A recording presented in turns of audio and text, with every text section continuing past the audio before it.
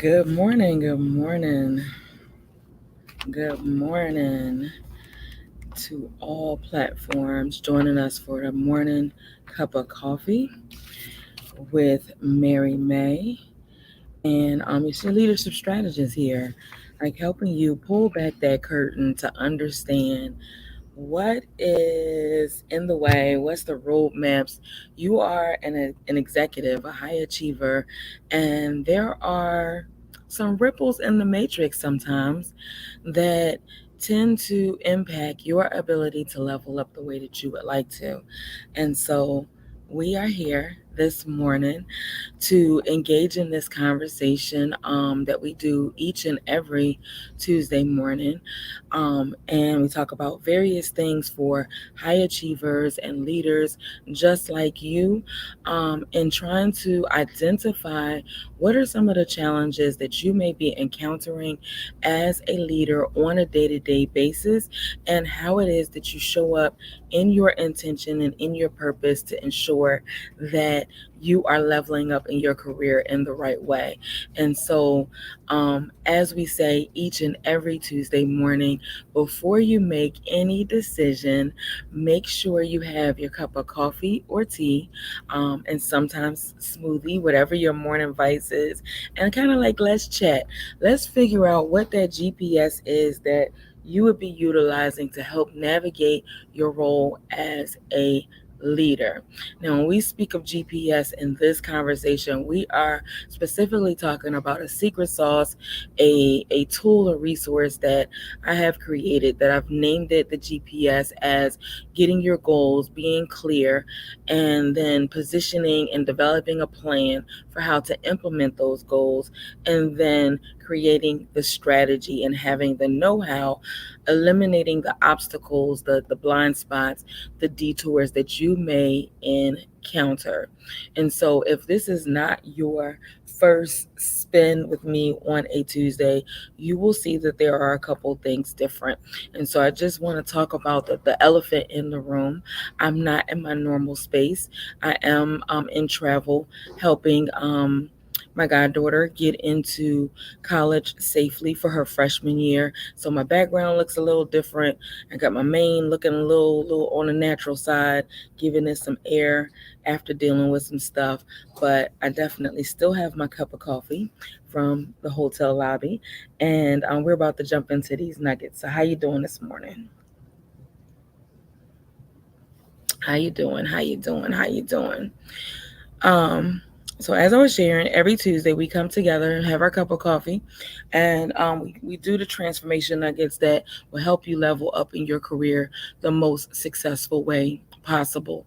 And so in today's conversation, I want to take a spin on a word or some actions or some things that's kind of out there like floating around in this leadership language.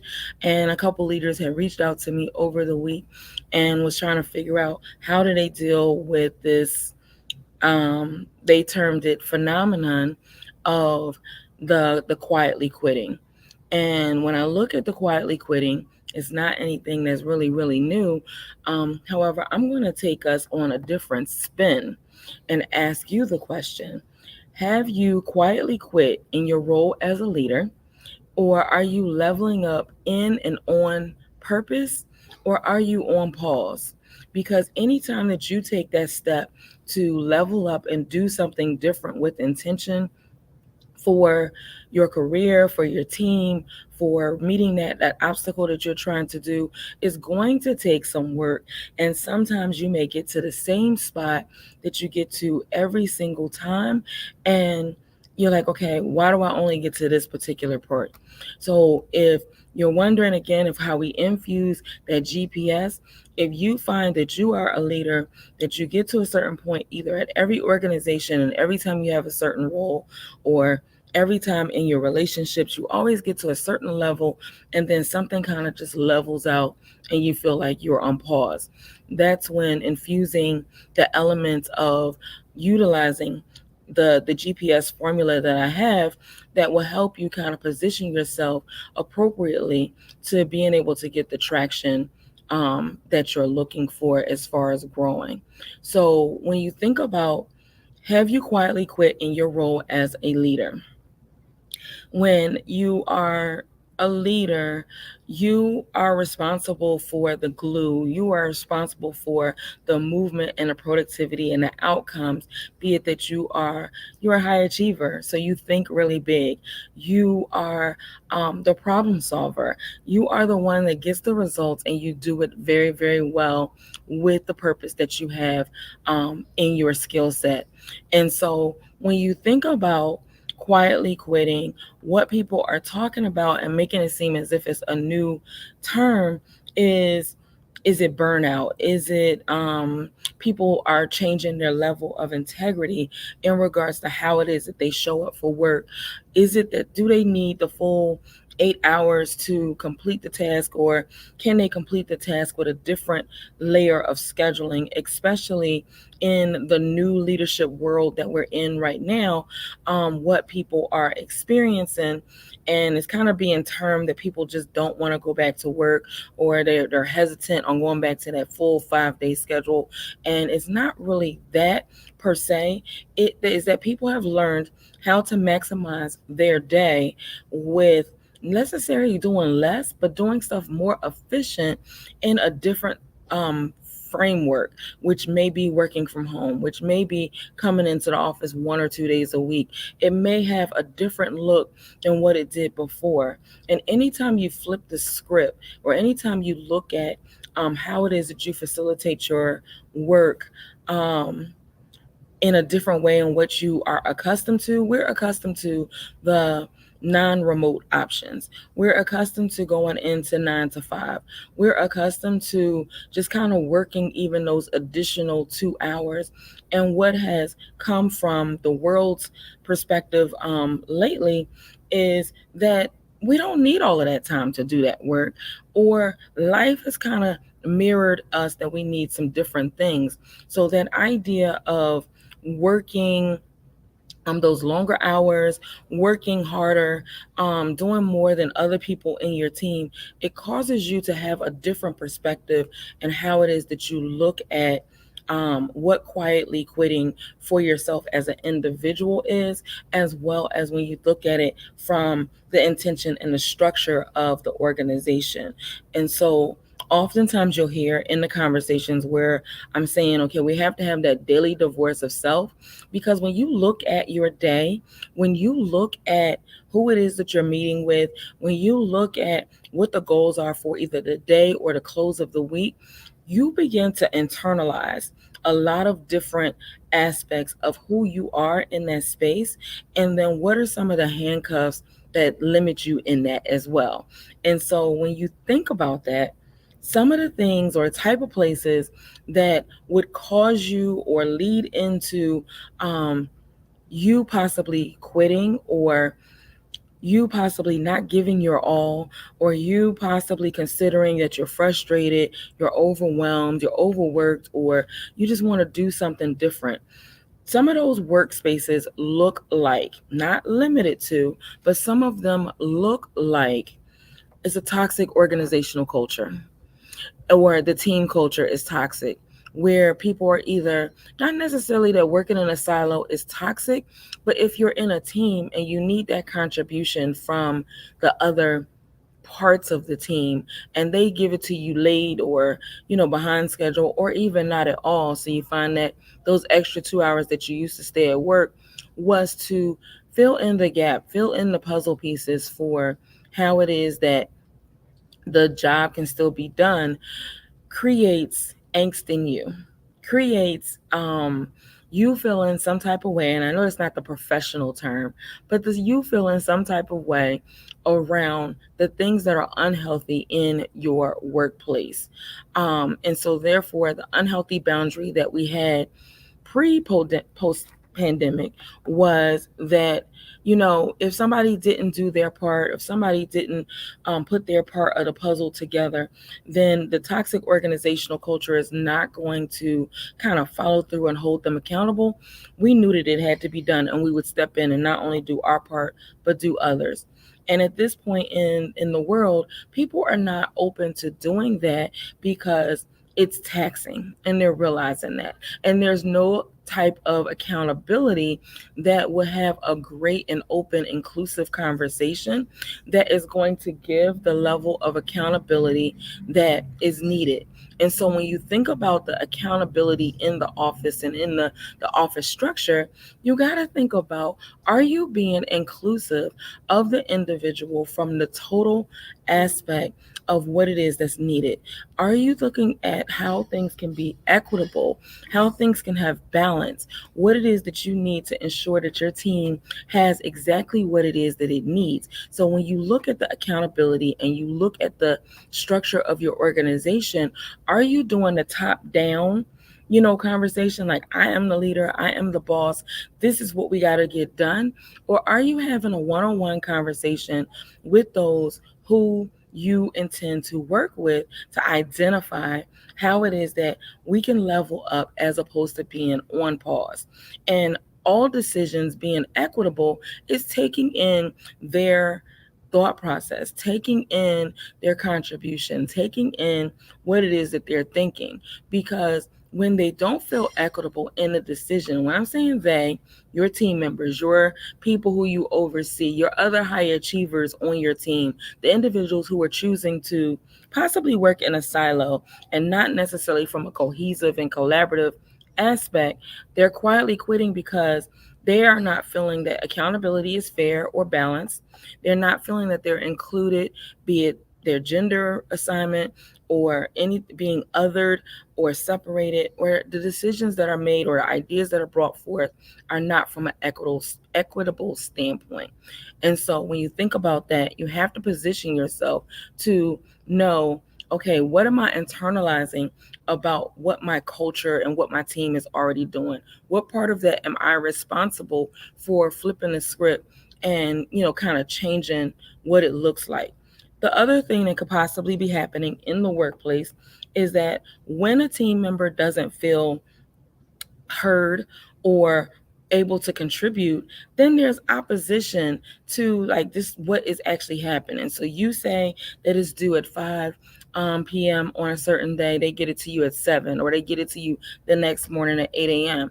Well, that's too late. So we got to go back to the accountability and having those inclusive conversations, because it might be something in the delivery on how the task was provided or shared that causes the individual who is a part of your team, building your leadership, implementing the strategies that you have so that you guys can be successful.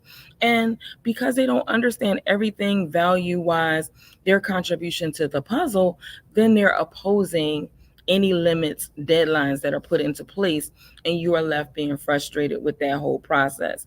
And then, there's always like that lack of trust, because what you do, what you do contribute, what you do offer, is it going to be flipped and given back to you in a different, kind of perspective? And so when you look at the quiet quitting, it's the cousin to the great resignation when you're talking in the leadership aspect, but it's not necessarily that people are really trying to resign, even though some people are.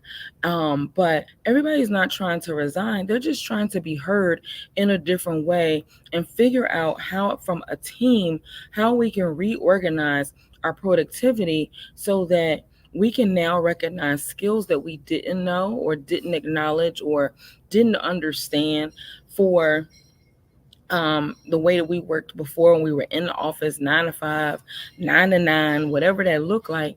How can we create a different level of balance that I can still have life outside of my role as a leader, as well as be in intention and on purpose when I am in the role? Because if I am in that battle every single day with that daily divorce of self, I'm carrying energy into the workspace that does not serve not only myself, but it also doesn't serve the individuals who I'm working with, because now they have to deal with my challenges that I'm not realizing that I'm putting into the energy space.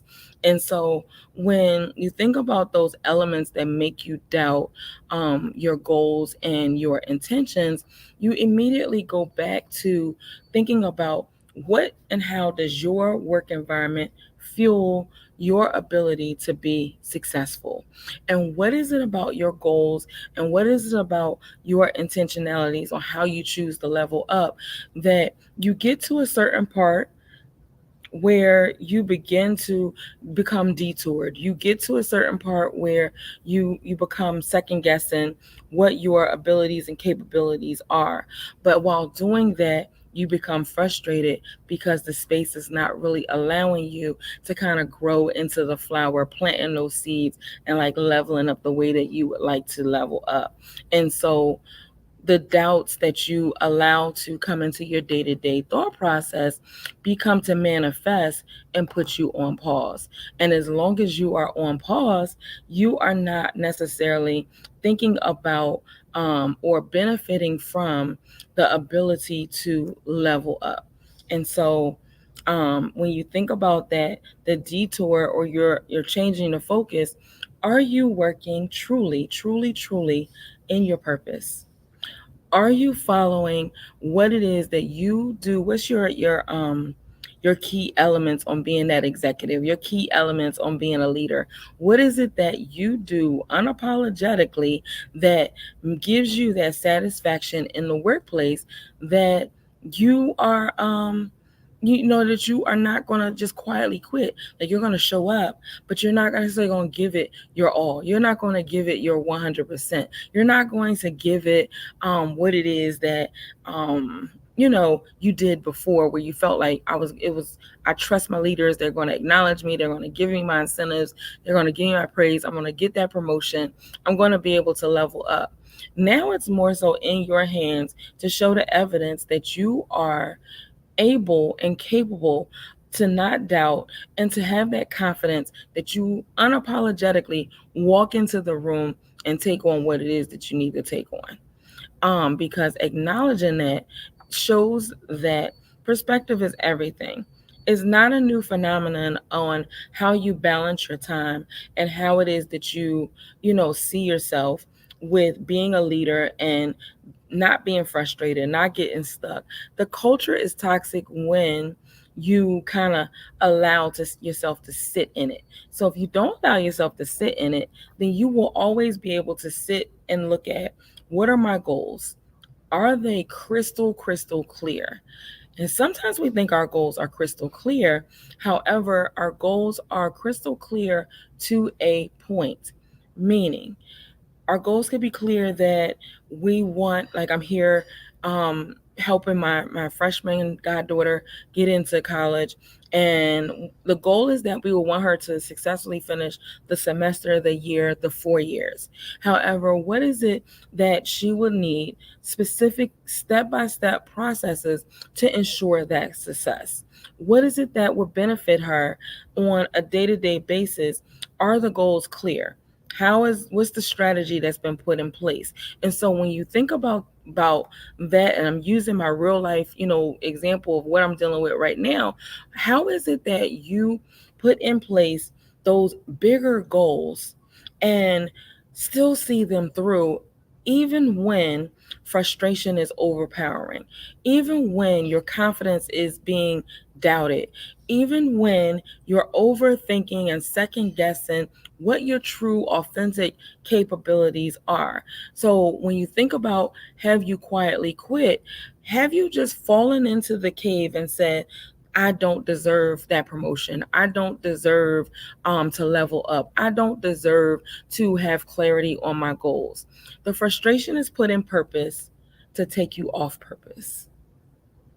Frustration, doubt, challenges with your confidence, all of that is put in place so that you can, not consider yourself worthy or in purpose, or to not get distracted by the things that you can't control. You can't really control a toxic organizational structure, but you can control how you live and how you react and how you function in such of a setting. You can make the determination if this is, instead of going into just burnout, is this the best role for you to exist as the leader that you are?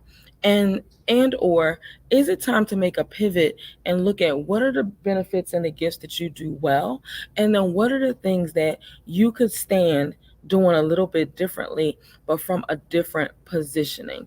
Because as long as you are unable to acknowledge what your real achievements are, have inclusion in the leadership strategies and in the groups and in the situations, you can constantly be placing yourself where it's like a workplace PTSD, like post traumatic syndrome moment that never becomes post, because you're always in that daily divorce of self, questioning who is it that I have to meet with? What outfit do I have to wear? How is it that I'm going to style myself? What language am I going to use? And am I capable? You are capable. You gotta pull the curtain back and look at what's making those goals, those bite-sized steps, very, very challenging for you, in a way that you have quietly quit from an internalizing of things that don't really work for you, or internalizing the inability to care for yourself and to take yourself up to that next level, or looking at the fact that what has happened in those conversations in the toxic communication with a leader that you've had. Are you carrying old residue from performance reviews, from grievances, from things that you have experienced before?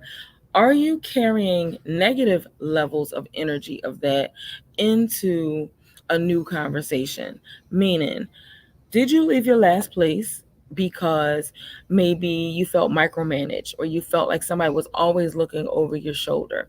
And then you get to this new job and they're not necessarily micromanaging you. They're not like kind of questioning or overthinking the steps and the strategies that you're doing. But then one time they say, I think you're taking too many coffee breaks.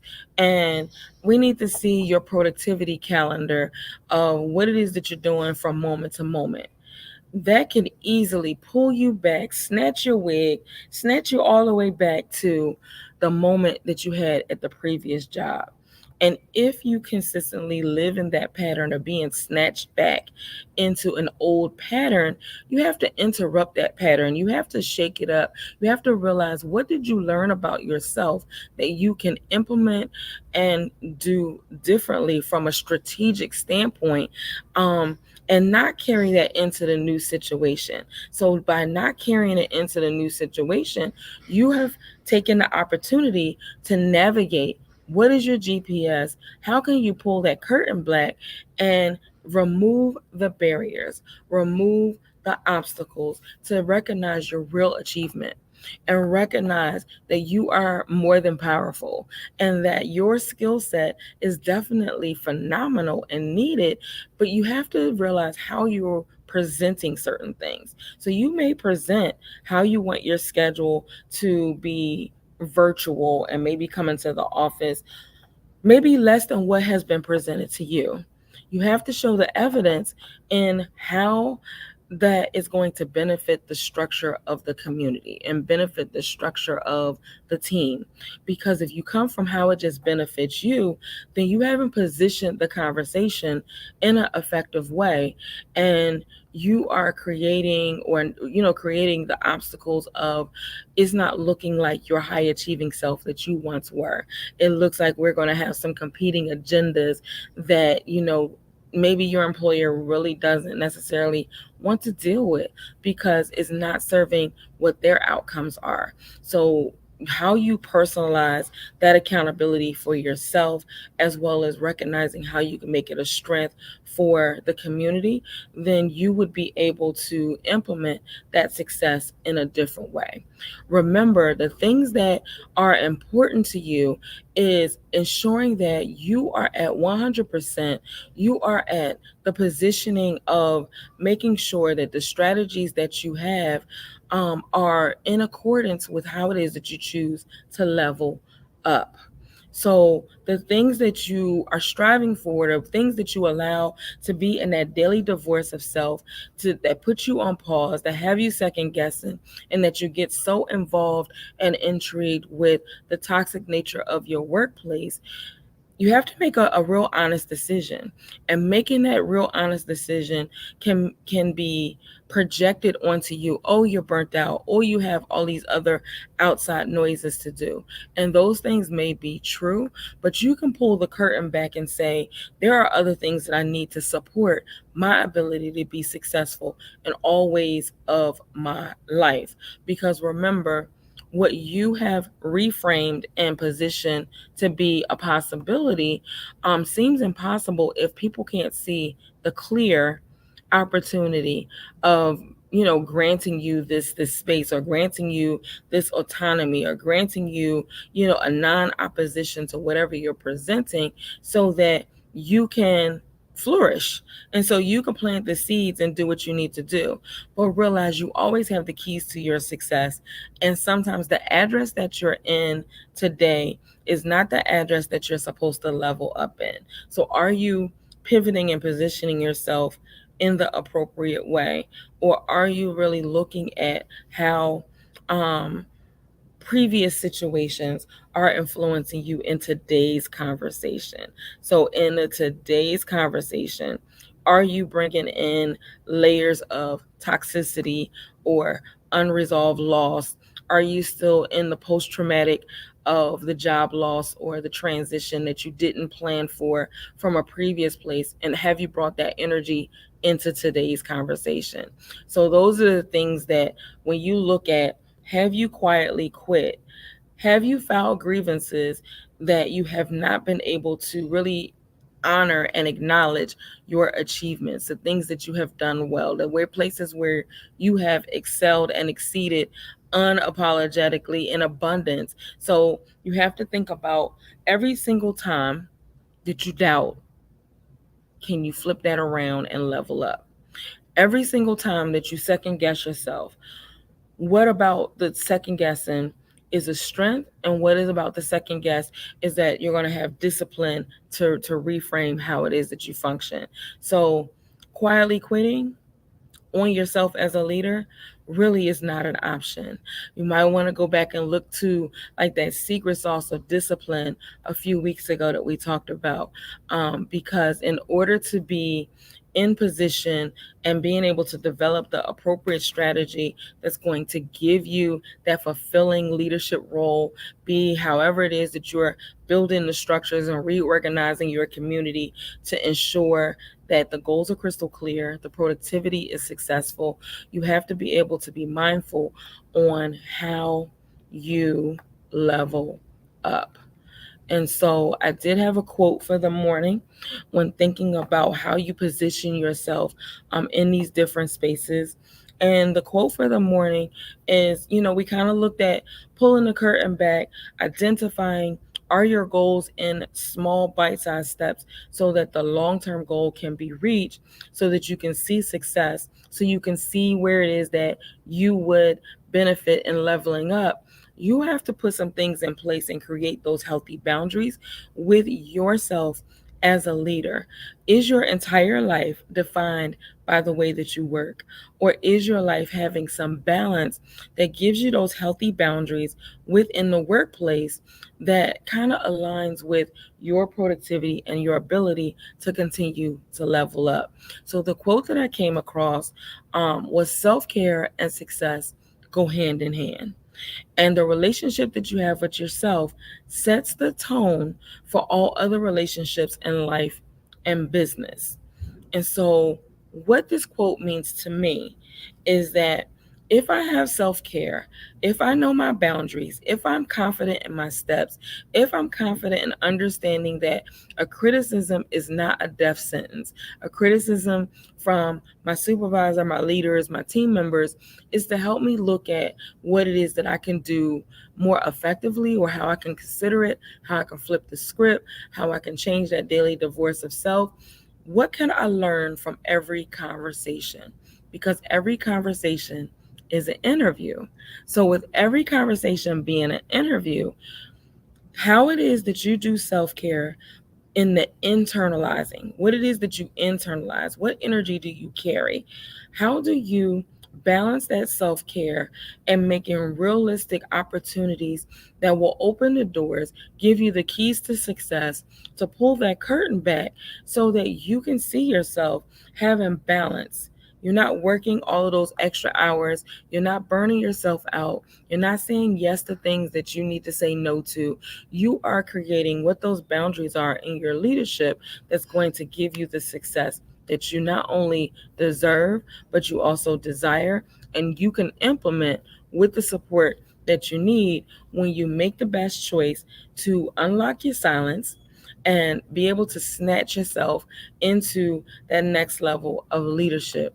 And what that looks like can be very, very different for each individual. So, what that can look like can be how it is that you would benefit from just having the conversation, because if any of this has resonated with you and you are feeling burnt out, you are feeling unheard, you are feeling challenged in a variety of different situations in the workspace, there's ways to position yourself infusing the GPS, the goals with clarity and purpose and step-by-step strategies, and the ability to position yourself so that when you have that strategy to move forward, you'll level up in your career and in your personal life with that self-care and success working hand in hand. So with it working hand in hand, how do you grab a hold and set the tone for how you'll level up? So that will be the nugget that we will have, for today, and making sure that you have not only external self-care but internal self-care so that you successfully can walk side by side, hand in hand, and not quietly quit on yourself as a leader, not allow those grievances to direct your path, but knowing that you are a high achiever and you are a big thinker. And as you are in your space with great intention, that you are acknowledging how it is that you are not only in purpose, but that you're not on pause, but that you are moving forward, and that you are infusing the things that you need. If you need help with that, definitely you're ready to grow and stop being, like passed over from being promoted and well paid. Definitely feel free to, contact me, have a free blueprint session on your leadership blueprint so that you can identify in what ways are you missing the mark and not seeing the roadblocks that are either carried from previous situations that are a part of the characteristics that we described a moment ago, with the types of work situations that you have some control over, but not really, that may be infusing you to be on pause. Toxic work culture, lack of accountability, inclusiveness, and equitable decision making skills, opposition to the vision and the things that you're being asked to do, the lack of trust, and of course, above all, the politics that people play in the positioning, in the conference room, in the different strategies. If any of those things are things that you are experiencing, then, let's chat. Let's see how we can pull that curtain back and get you positioned in the right way so that you can level up in the right way and level up where you are in purpose and not internalizing and dropping yourself down to where you're feeling like you need to quietly quit, or that you're just feeling like you're just going along to get along.